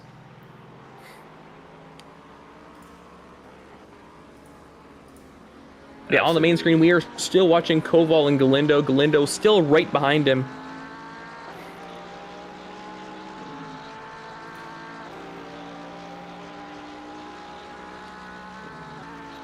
Yeah, we are entering a little bit of a dead zone area. Sorry, go ahead. Yeah, this usually happens when it's like about time to pit, or like slightly after the pit window. We have like, you know, just a little bit of a dead zone, not a lot of battles happening. Closest one right now is Koval, Galindo. Behind them we have Benkovic and his teammates. Although it seems like the gap has extended, a little bit of a slide from Benkovic there. Now we have Sean Paul, Garmin, and Cryer, and Garmin has just gone past Cryer. They were side by side. Yeah, I think Cryer had an issue on the exit of turn 1, and that just allowed Cryer to get through. Or Cryer had an issue that allowed Garmin to get through, sorry. Yes. And now Sean Paul and Garmin are getting around a little bit of lap traffic, and that has allowed Garmin to get side by side with Sean Paul. The one thing that Lexus does have a lot of is straight line speed, so there's a pretty good chance for them to there's a really good chance for him to pass on straights. Now, following, that's a different matter, but... And also there's a new fastest lap of the race, which is Ty Jackson, P21, and he's currently chasing down Lindo. He's gonna take a peek down the inside of Stowe, but good defending from Lindo. Yeah, that fastest lap is a 2-minute 0.1. Interesting. As the fuel's starting to burn off, we should see some laps in the 159 soon. Yeah. Or a fast lap in the 159 soon. Yeah, we're getting close to those qualifying laps. Meanwhile, Swift has pitted, and I believe he is our last guy who needs to pit. Yes, he is. But yeah, now looking for the battle between the top three. Mac Morgan is 2.5 seconds behind Johnston, who is 2.5 seconds behind Heisner. So the battle for P1 is definitely not over. For sure, and Mac will get a slipstream here from a blue flagger down this straight. Or he would have gotten one anyways, but he got out of the way. But yeah, so there are now no blue flaggers in between our top three. And the closest blue person in front of Heisner is Luang, who is about 12 seconds ahead of them. Ooh, getting nervous through Megas and Beckett's. Almost had the move on Sean Paul there. This is going to be an interesting battle to watch. It will be. Hunter Gale and I believe it's Cesare Penkovic have swapped positions through turn 5? 6? I think it's turn 6. Okay, so a little bit of team orders there. Yeah. But now between Koval and Galindo, Koval trying to get around some blue flag traffic there. A little bit of impeding, not too bad, but that does allow for Galindo to get back right up close to him. They both mix the apex, which will mean that none of them really have an advantage over the other going down this straight. And then in the main screen, we have Nathan Sean Cryer Paul. and Sean Paul. Yeah. These two have battled each other before. They were both in D6 last season. And it's not the first time we've seen him battle. Nathan Cryer even winning a race. I think he won the Monza race. Sorry to point this out, but Jeremy Rand just suffered a bump and run from Dan Thibodeau. Oh. Yeah, that was through Magas and Beckett's. I'm not entirely sure what the lead up to that was, but Thibodeau hit the back of Jeremy Rand, and that allowed both Dan Thibodeau and Shane Lewis to get through.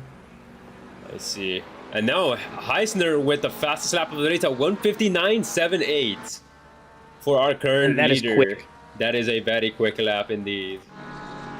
Yeah, Mac is about 2/10 off of that with a 1:59.9, and then Johnston is a little bit slower than that with a 2:03.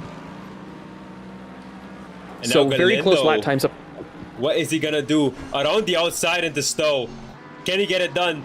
He's holding the outside line. He's gonna have the inside line. He's gonna use a speed token. No, he does, I don't think he has to. And now he has the inside line for the chicane. And in the braking zone, he gets past, but it seems like he braked late.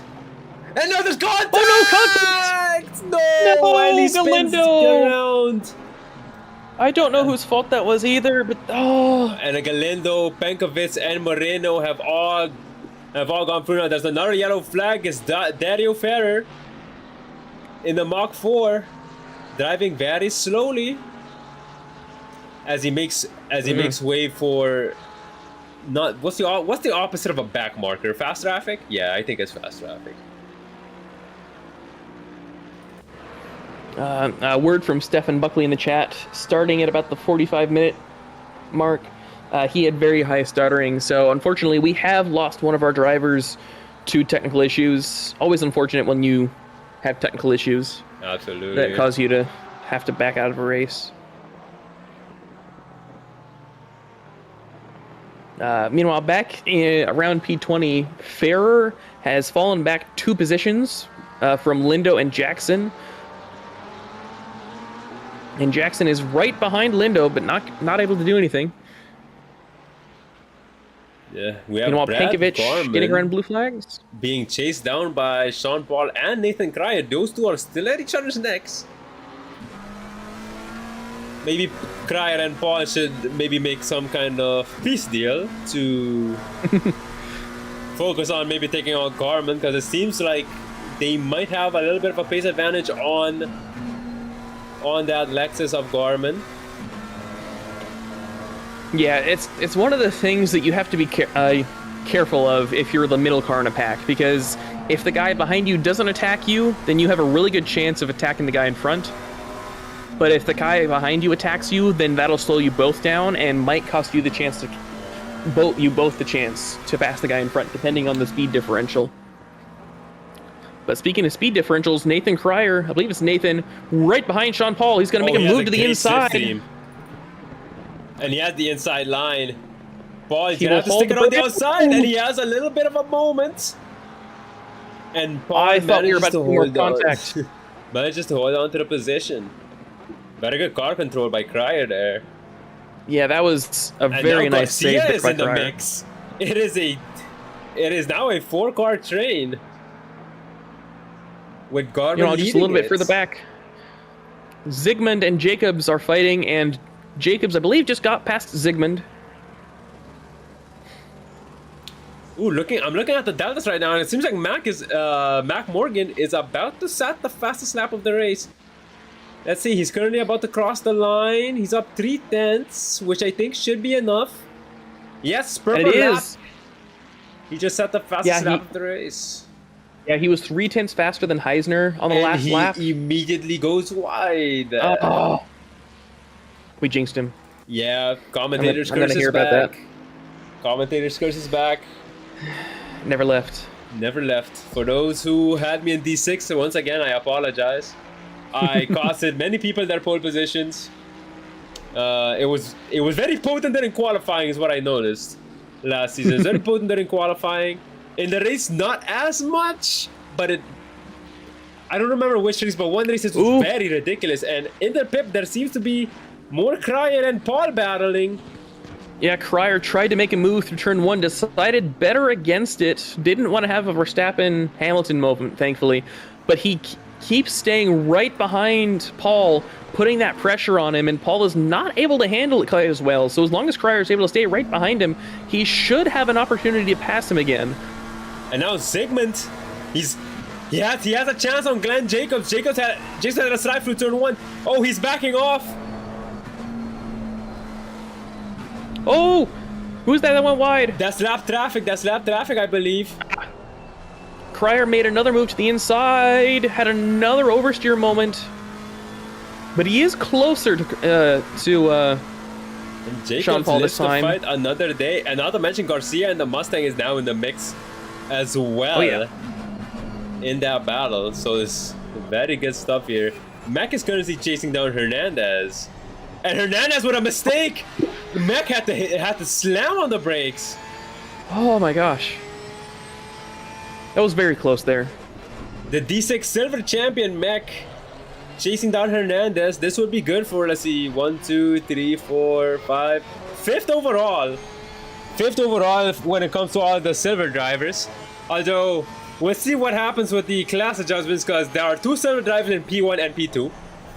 Yeah, they're not staying silver. I don't think they're staying silver either. Yeah, no, they will be gold by next week. I would put money down on that.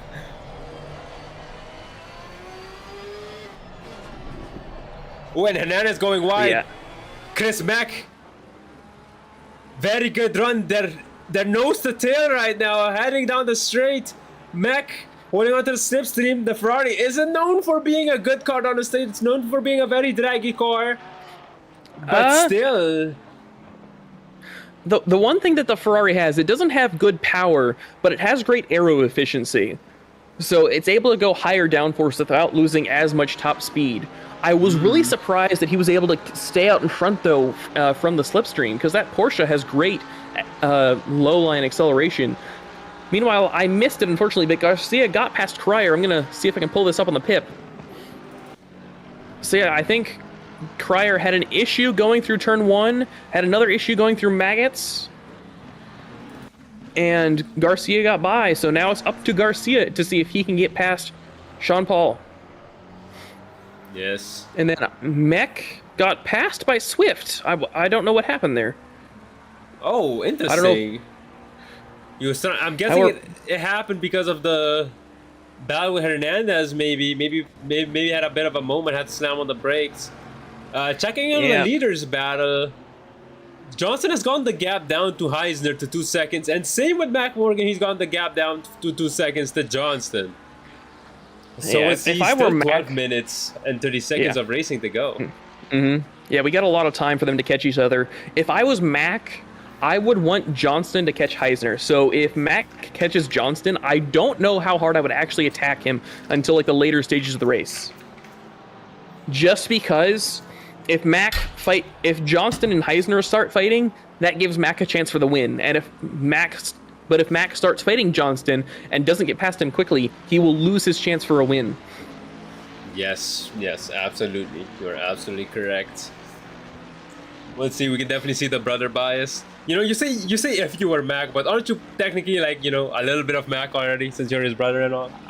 I mean, he's the younger one, so I think he's more me than I'm him, but I'll save that argument for another day. Yeah. So Sean Paul is still leading Garcia and Cryer. Garcia was able to get past Cryer. And now he's currently chasing down Sean Paul in the Mustang, representing the Mustang gang. Mac has set another fastest lap, by the way, a 159.68. Okay. Johnston's last lap was technically faster, but it wasn't valid, so it doesn't count. Okay.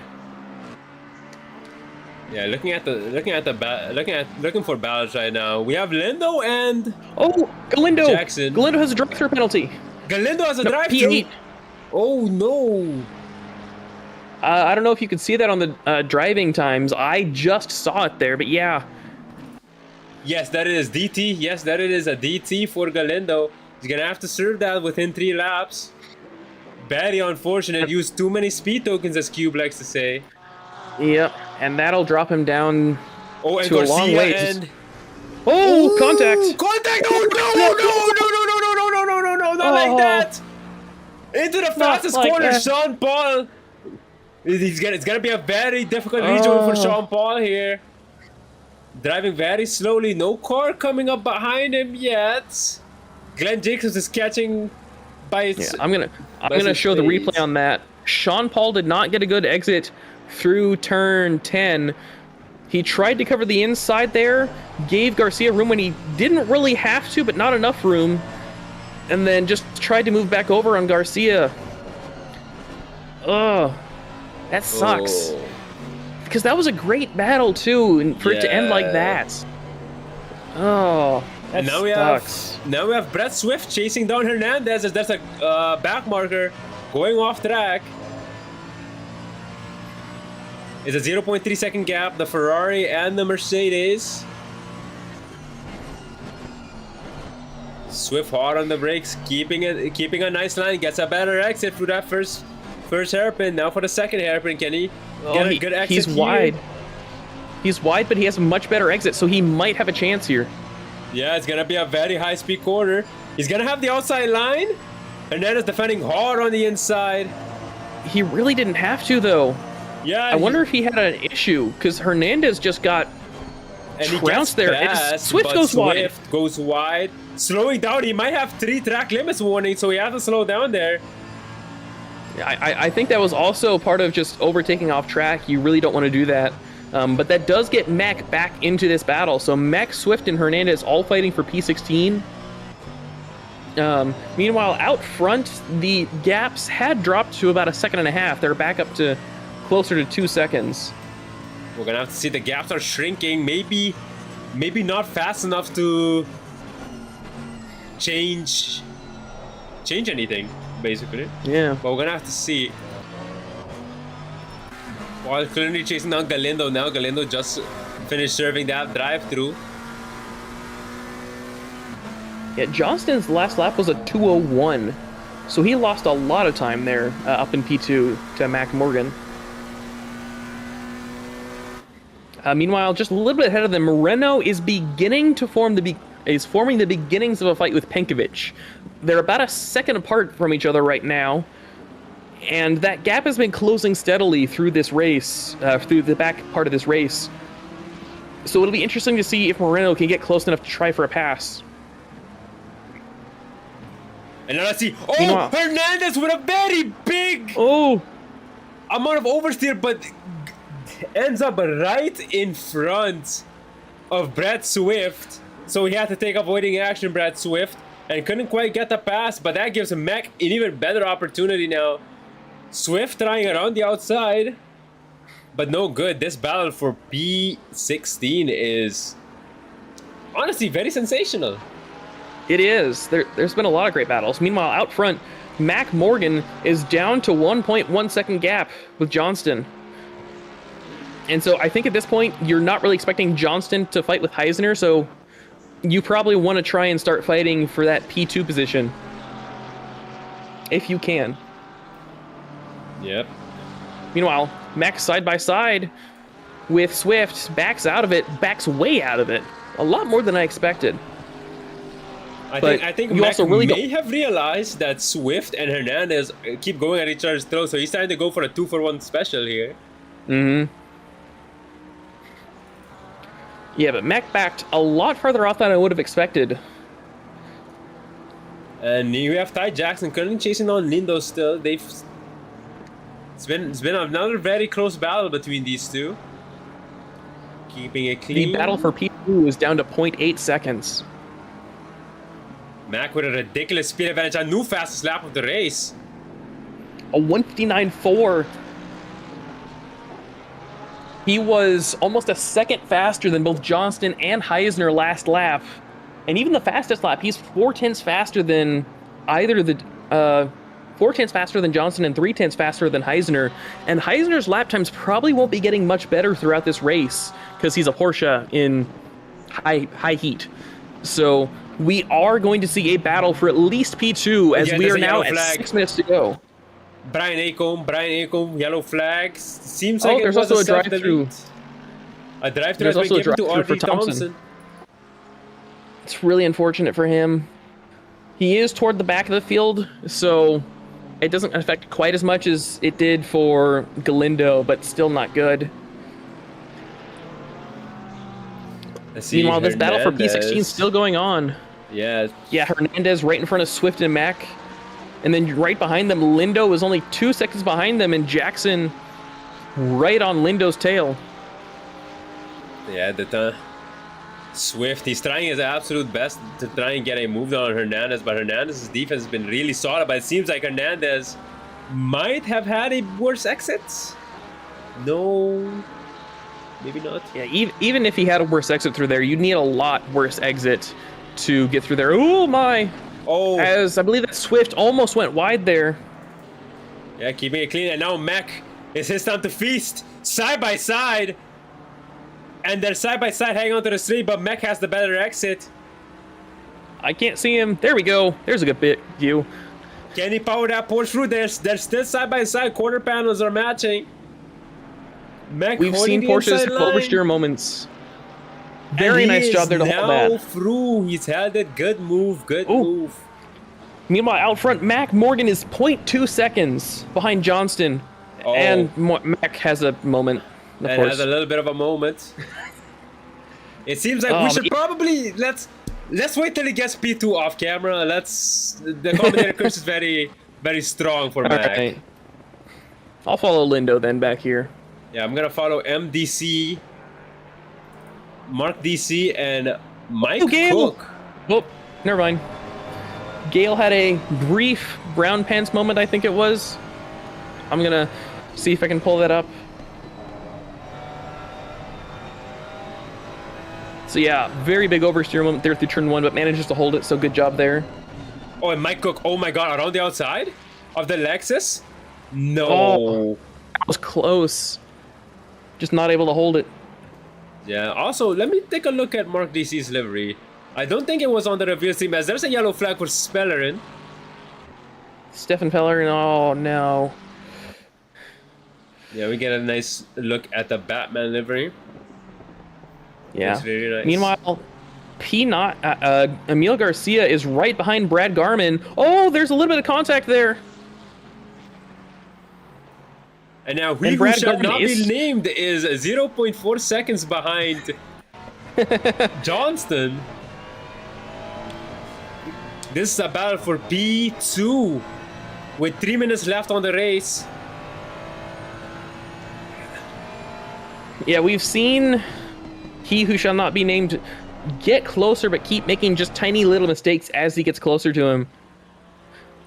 Meanwhile, Emilio Garcia is still 0.1 seconds back behind Brad Garman, but being right on the tail of a Lexus doesn't always do you favors because that Lexus has straight line speed. And very early braking zones. Yeah, so you have to be really careful. Oh, no! Oh, I thought I was going to see contact. Yeah, so Emil Garcia is dealing with blue flags now. I believe that might be Brad Garman's teammate, Josh Jacobs. I'm not entirely sure, but Josh Jacobs has had some issues with blue flags today, and so it's possible that he's... I don't know. But yeah, Emil Garcia with an amazing dive there on Josh Parker to get past him, and so he doesn't lose too much time through that corner. And now Mac Morgan around the outside into Stowe. He tried at least 0.4 second gap still. They're still battling each other. And also to note, Johnston's gap to Heisner has shrank as well. Even though these two are battling each other, Heisner might really be struggling. Looking at the last lap times, Heisner is faster. Okay, interesting. Yeah, I think it's just that Johnston and Morgan are fighting, so Heisner is able to have that extra speed just based on that. Also, we are down to 1:20 in this race. It has flown by. The gap between the top three is 20 seconds, or like from P3 to P4 is 20 seconds. So these guys are in a class of their own at the moment. And we have one more lap to see how this all shakes out. Mac Morgan about a second behind Johnston, who's about a second and a half behind Heisner. Yeah. And the pit window has just closed. Everybody pitted way earlier though. And now we have Emil Garcia versus Garmin for P9. He's still trying to get past. In the back there, Josh Jacobs has a little bit of a moment there. Go far 180. Skips turn 9, I think it is. Stefan Buckley's cheering on Dong Bunglio. As speaking of Dom Bunglio, 2 cars go wide, and Dom Bunglio has a good run on the McLaren of Lewis. As we begin our final lap. Yeah, Heisner has started the final lap of this race. And Garcia and so these top 3 drivers. Garmin. Oh my goodness. Yeah. Ooh, Garcia dipping into the grass. Yeah, this might have been the last good chance for Garcia to overtake 2. Of course, he will have one more lap, and he will be throwing everything that he possibly has at Brad Garmin. Yeah, Mac Morgan now about half a second back on Johnston. He might just be...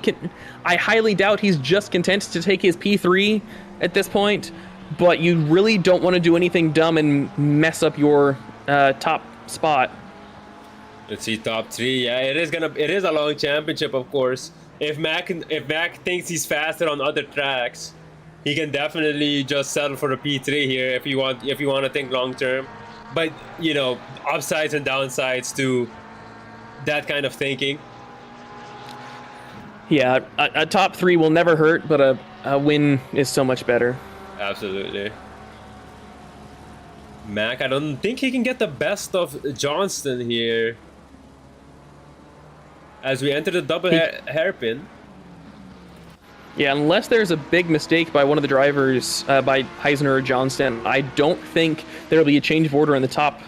However, Mech and Swift just got past Mech going through turn 1, the exit of turn 1. Mech is still right behind him, but they will both have slipstream. However, Mech gets a much better exit. Emil Garcia the main chasing screen down the Lexus, but he can't quite get past them. Garmin is doing some really good defense. Is that a yellow flag? Yes, there's a yellow flag between Cook and yellow DC. flag for DC and Cook. Also, Zygmunt just got past Jacobs. Heisner has just won the race. Amazing job there for P1. P2 and Mac Morgan in P3. With a massive gap to P4. Yes. But an amazing job at top 3. Koval here, respectable P4.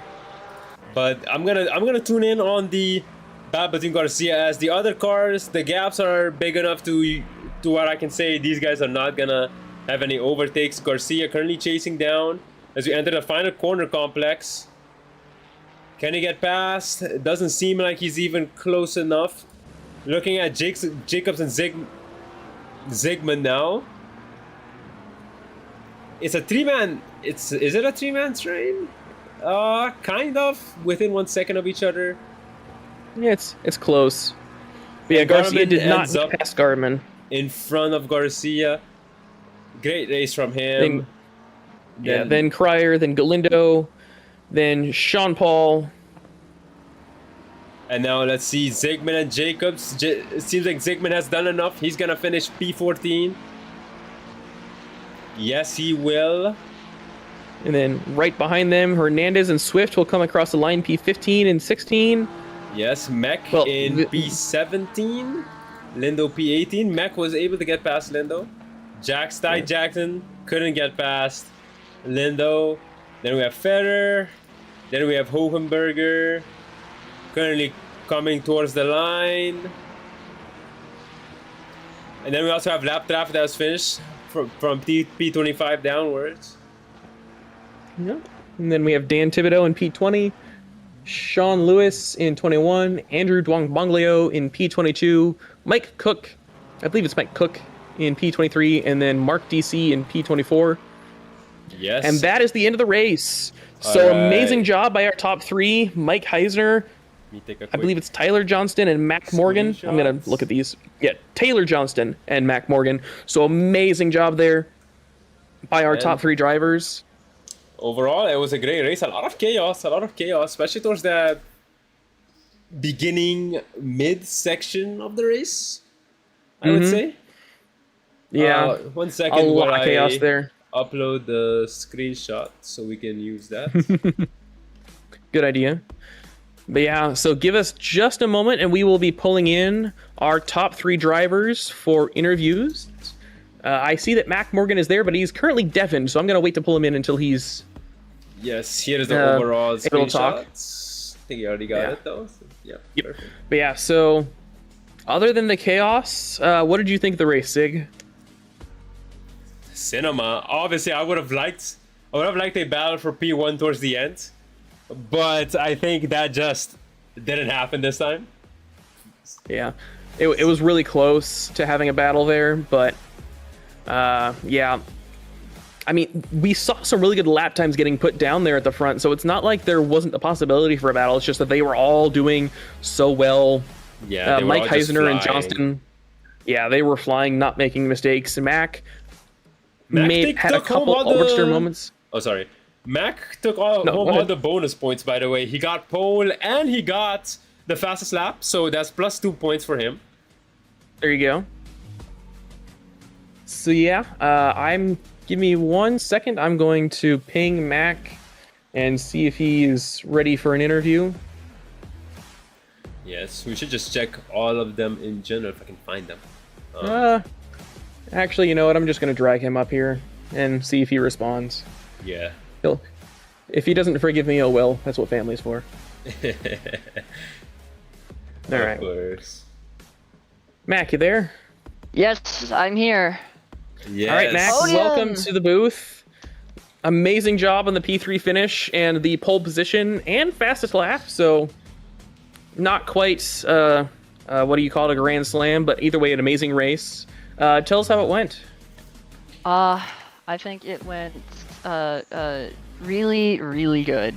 I don't think it was perfect. I think I could have gotten the win, but I had a slow pit stop, and obviously that is that's gonna hurt my chances a bit, which is unfortunate. Yeah. Kind of thinking I might get bumped up to D3 with the other two, honestly, because what was the gap? 20 seconds to fourth place? Yeah. Yeah. No, You had a 21-second gap to Copal. Yeah. So if the admins are watching this, all I'll say is Tuesdays work better for me anyways. All right. Yeah. So you said that pit stop was a little bit slow. Did you just miss your pit box, or what happened? I actually stopped too early. It's been a while since I've done the pits in ACC. I haven't done much over the off season, so I just misjudged where the pit box was, and I stopped too early. Had to get moved. Unfortunate. That's probably where most of the time I lost in the pit box was. I also pit later than everybody else, so they got the undercut on me as well. I was thinking I was far enough ahead I wouldn't have to worry about that, but then I got the bad stop. So yeah. Makes sense. Sig, did you have any questions for Mac? Not really. I guess, do you want to shout out anybody on the stream? Maybe anybody who could be watching your stream, your friends? Yeah, actually, I do have some people I want to shout out. I want to shout out all the people in my Twitch chat who stopped by. Astro, Nedia, Javi, a bunch of friends of mine that I've had for a while. JT as well. Yeah. I want to shout all of them out because it's nice to, have people watch and whatnot. Absolutely. Yeah. Well, I don't have any more questions, Sig. If you don't have anything else, then I will send him back down. Yep. I think that's fine. Well, Mac, great race. hope to either see you again here in the D4, or if you get moved up to D3, then good luck up there. Yeah, maybe see you on track up there in D3. I think both of you are in there, right? Yep. Yeah. Yeah. Yeah. Well, yeah. Hope to see y'all again. Yep. Bye. All right. Peace out, Mac. Yeah, so that was Mac Morgan, our P3 and gold winner. It's weird to say, but our gold winner was not our overall winner. Yeah. But if I can find our P2 person, Taylor Johnston, I don't see him. He might need a good old. Oh, there he is. I see him. thing. Give me a second. I will drag him up.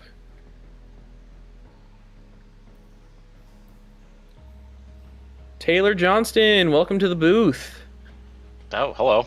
Hello, Hi. Mr. P2. Yeah, I'm happy about that. Yeah, so obviously you're silver now, but I would put down money that you won't be silver by the time that we do all of our promotions. But go ahead and talk us through your race and how it went. I can't complain. I felt consistent the whole time. Just tire deg was awful for me. I pitted a whole lot earlier than I planned to, but it worked out. Glad to hear it. So I saw that you had a slower pit stop than Heisner, and so he jumped you in the pits. Did you have damage you needed to fix, or did you just miss your pit box, or what happened? I just pulled up like probably 2 feet too shy, and it just took an extra second to get thrown in the air. It was fine. It's all good. I'm just happy I got up in front of Mac. That was my goal, was to undercut him, and that worked. Yes, Mac had worked. Great undercut. Yeah, Mac had a pit stop like 4 seconds slower than you because he also missed his pit box. So, but yeah, either way, it was a great strategy and run by you. But kudos to him, though. He had me looking out the rear view for the last 10 minutes of the race. I'm just constantly watching it, getting closer, falling back, getting closer, falling back, and I just wanted to hold on. Yeah. Sig, do you have any questions or comments for him? How does it feel being a fellow McLaren brother? I mean, I was one last season, so. Is it your first season in McLaren? It's my first season SRA, not in the McLaren. McLaren's my home car. I gravitate to that all the time. It's just the car I feel most comfortable in. Okay. It's understandable. If it's your first season SRA, how does it feel to finish your first SRA race? Relief. I always hate coming into the... Not hate, that's the strong word. I am always fearful of my first race in any league because I'm always afraid that I'm going to be a traffic jam or do something stupid. But I'm just happy I kept it clean and kind of hung in there.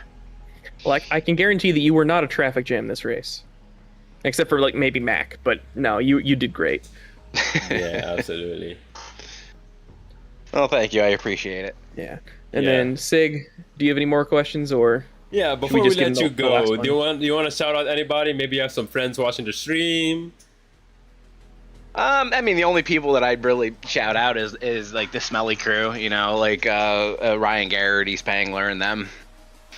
Friends with them, and hang out with them, so they have to put up with me.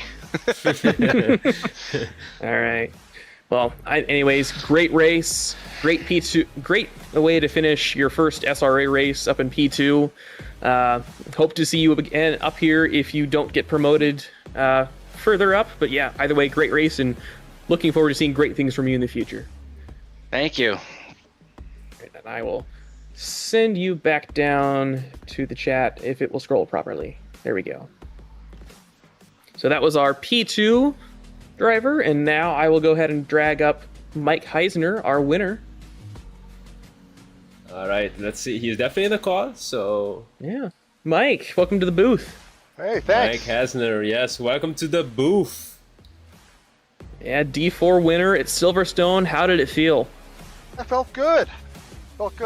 Pretty nervous the last couple laps, but it felt good to win here for the first race of the season. So, got to thank my Pirelli tires. They held out from Porsche, which doesn't always happen.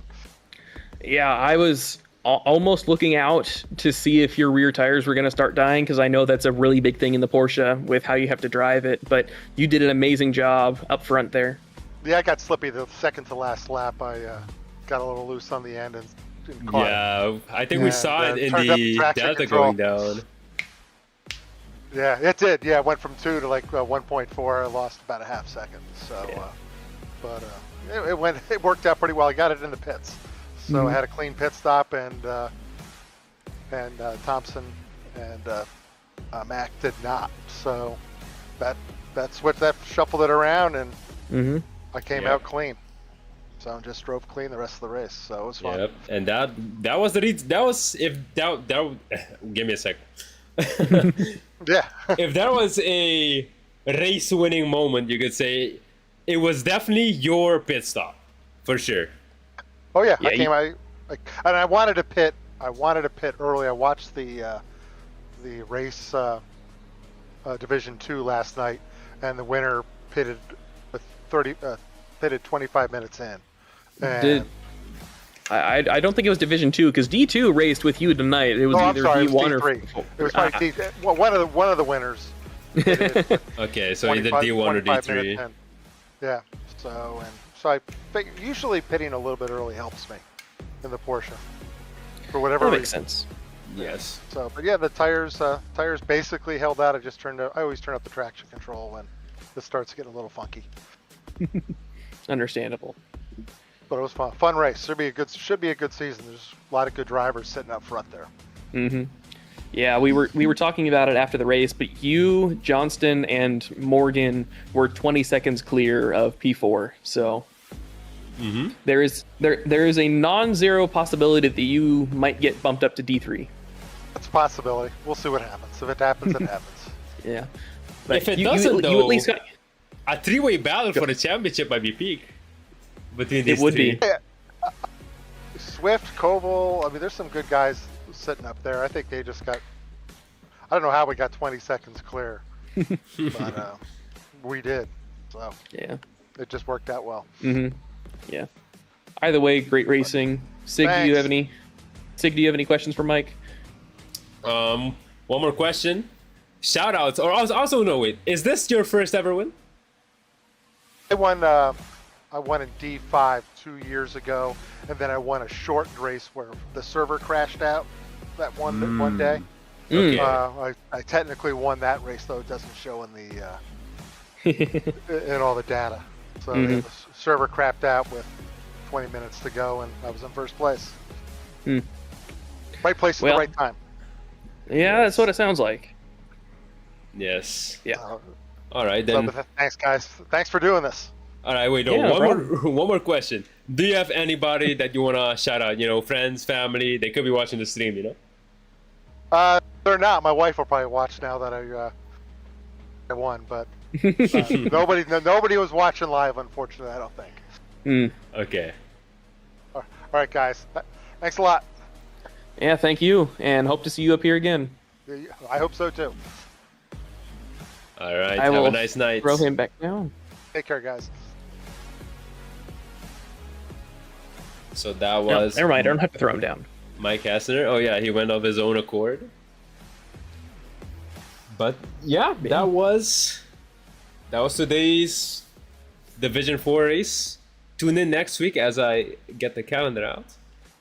Tune in next week as we are going to Circuit of the Americas, COTA. A very difficult track. I was doing some practice laps before the broadcast and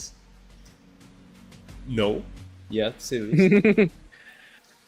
Yeah, our last race at COTA was a night race, and that allowed you to push a little bit harder just because your tires weren't as cooked, but that was 3 seasons ago. And being in Austin, it's going to be hot. Absolutely. And not to mention the very weird track limits around here, especially in the S corners. So that's gonna be a treat to see next week. So yeah, I hope everybody watching the stream shows up because it's gonna be a banger of a race, I think. Yeah, so we have 2 sets of streams. So on Tuesday on Twitch you can watch D1, or on YouTube you can watch D3 with me, myself and Sig racing, or there's also D5 racing on YouTube, and I think D1 is also on YouTube. I could be wrong. Yeah, I think I saw a YouTube broadcast. Yeah, or you can come back here and join us in D4 on Wednesday, or go watch D2 on Wednesday. but we want you back here. We want you to experience the fun of COTA with us. Yeah. And all of the excitement it brings. Yeah, obviously, if you want to maybe take notes of how people overtake on this track, there's a series that shall not be named. There's a race this weekend. But yeah, I think that's it for me and Trey Morgan. If you guys have free time on Tuesday, like you said, I hope you guys see us battle each other in Division 3 on Tuesday. But yeah, that's been it for me. I hope you guys have a nice night. Yeah, see y'all later.